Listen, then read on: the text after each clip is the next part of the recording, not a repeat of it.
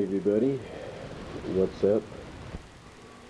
It is about 3:28 and I'm here to do an sort of an update video on a video I uploaded just yesterday, or early this morning, or whatever you want to call it. The video that I want to update on, and I will show you that video right here. And I'm sorry if you see some lines here. This is basically an old tube, if you will.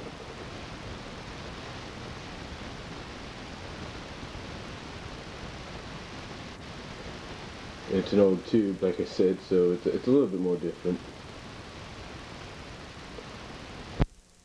But that right there, that one, I don't know if you can see it. Let me try to zoom in on it a little bit. Because I don't know if you could see it. Maybe if I turn out the light, might be able to see it better.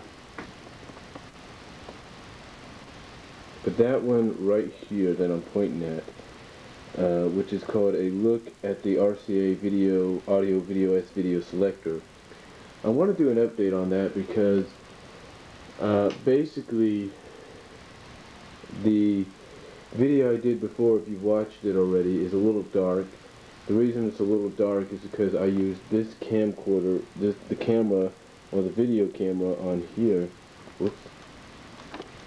Hope I didn't waste the battery.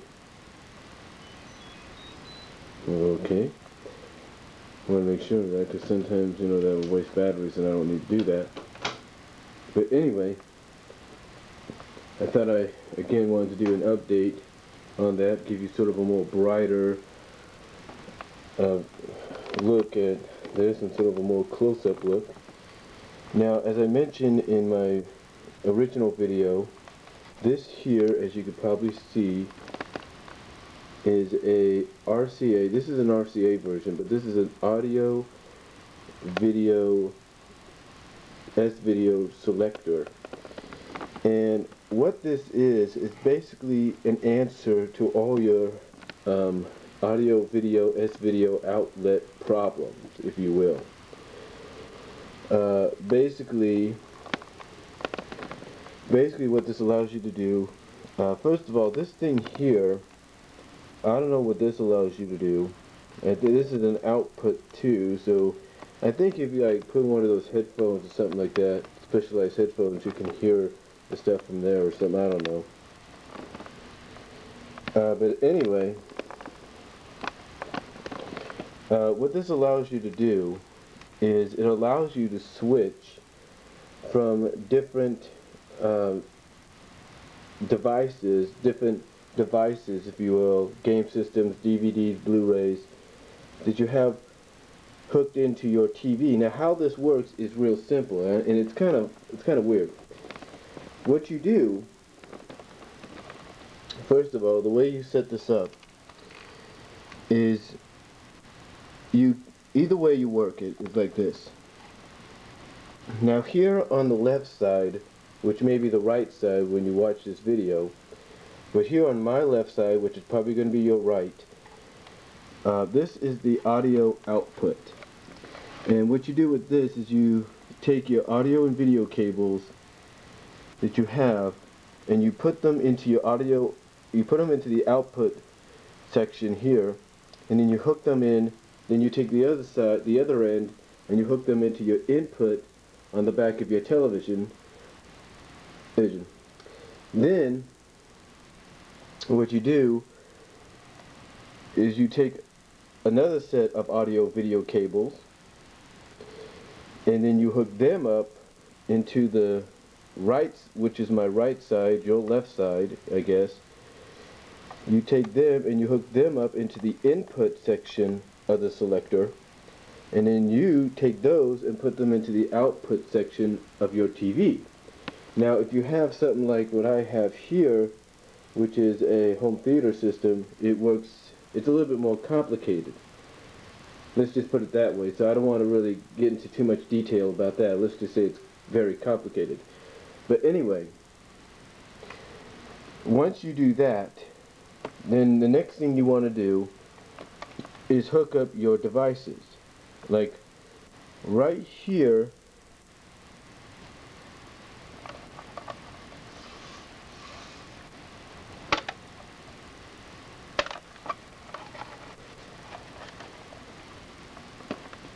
well actually, now that I look at this, because I haven't really looked at it well, this is actually, these four right here are your four audio video things for your systems, your players and your game systems. The only thing you need is the output going into an input, and then the output from your TV going into the input of something like, say, a cable box, or in this case a home theater system.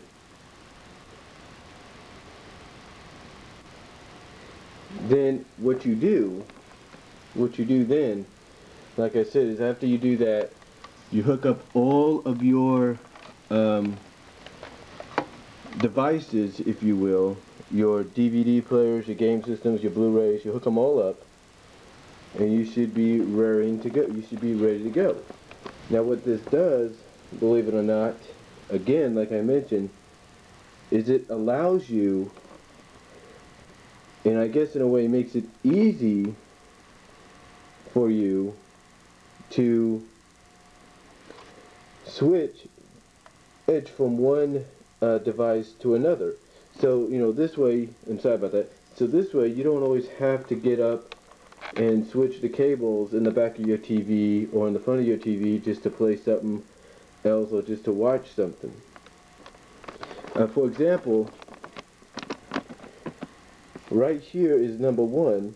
This here is my PlayStation 2. So if I wanted to play my PlayStation 2, and another thing you want to do is you want to make sure it's hooked into the audio video inputs, S-video inputs as well, of either your video 1 channel or your video 2 channel or whatever. Now, like I said, if I wanted to play my PlayStation 2, as you could probably see again, the S-video button, video 1 button is pushed down. Now what that does is it allows me to go over here to where my PlayStation 2 is, go to the back, sorry about the camera angle here, turn on the switch, press the button, and then voila, we have instant video. We have, well, instant video I should say. There, right there is the PlayStation 2. Now, here's another thing. If I wanted to play my Xbox 360 instead, here's what I do. I switch over to the number 2 slot.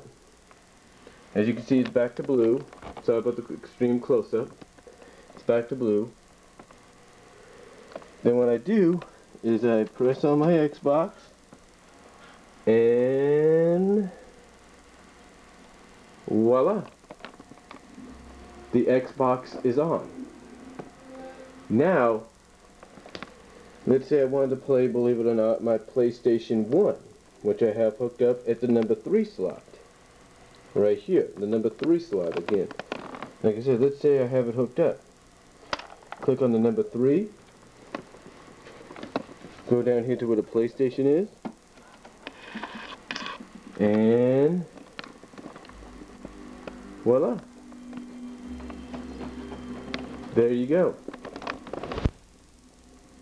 And again, and finally, if I wanted to play my DVD player up here, I go to the number 4, turn on the DVD player, and then voila, there you go.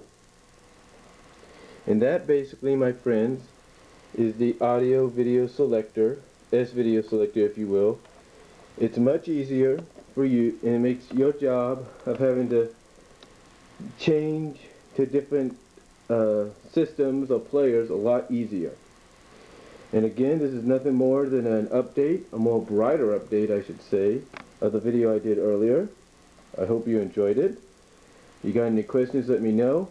And these things don't cost too much. Now about $10 to $15 maybe 20 at most if you get the multiple kind. So again, if you don't want to have to keep doing all that mess, I suggest you go out and you get yourself one. And that's all I have to say, and I will talk to you all next time. And just to show you again, this is section 4, section 3, which is the PlayStation 1, section 2, which is the Xbox, and section 1, which is the PS2. And again, I hope you enjoyed this overview, and I will talk to you all next time. Got any comments? You know where to post them.